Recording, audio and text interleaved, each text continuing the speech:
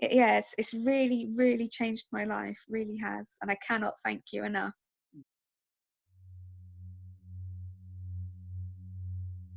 So before you came to see me, what were the issues that you had? So I had a phobia of cats, dogs, and wasps, and it was a phobia that was 29 years long. So I was very good at it, very, very good. It kind of got to the point where it was having a massive effect on my self-esteem.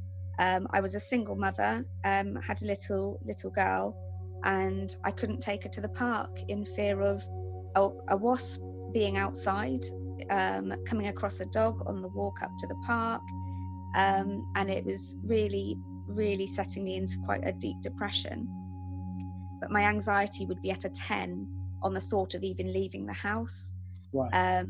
So I would be like perspiring, short of breath. I used to have a lot of panic attacks. I'd be shaking, and that would be just to get to the car, to be able to get to work. It was very, very bad.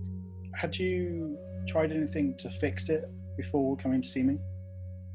Yes, so I had psychotherapy when I think I was 13. Right. And they tried lots of different techniques. It helped very temporarily, but not to the point where I could, it would be a case of I could, walk in a street with a dog. But that lasted probably all of 3 weeks. And then that was it. It was back to the beginning again. I've had counselling, aversion therapy. I've had a lot. So since the session, it has been about 3 years, which is in a good way, really, because it shows that, like some of the other stuff you did, which was temporary, this isn't. This has lasted. It's lasted all this long.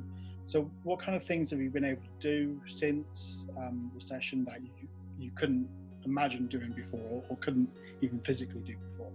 Well, it was funny because you said to me during the session at the end, you did say, because everything you do is pure habit, that you might not notice the changes straight away because it's habit to you.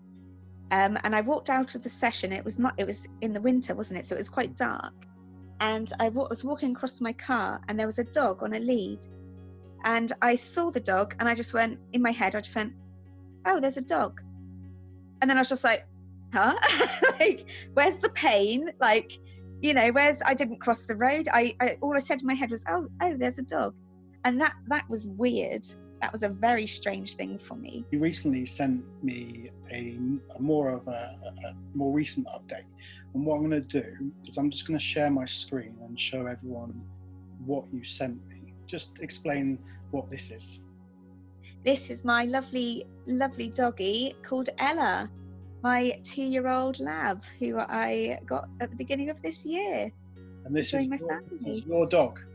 My doggy, yeah. Your life has pretty much changed completely now. Completely. But Ella's asleep right now next to me. Oh, look at that. Wow. We've been for a lovely long walk, and that's another thing, is like she's got, you have to walk a dog. So I'm outside all the time, and it's really, really changed my life, really has, and I cannot thank you enough. What would you say to someone that is maybe perhaps in a similar position as you, with maybe a phobia or anxiety, and is in the point of their life that they really need to get it sorted? What would you say to that person? Or what would you say to the old you? I would say I wish I tried hypnotherapy years ago, and it is a lot of money, but it is worth it, because for me, it's given me my life, and it's opened up the doors for my daughter. It is life-changing. I wish I'd done it years ago. It shouldn't be a last resort. It should be, your first go-to. It's been life-changing, really has. Brilliant. So yeah, thank you very much for taking the time to speak to me. That's really, really good. Anything else you wanted to say before we finish? Thank you. You're welcome.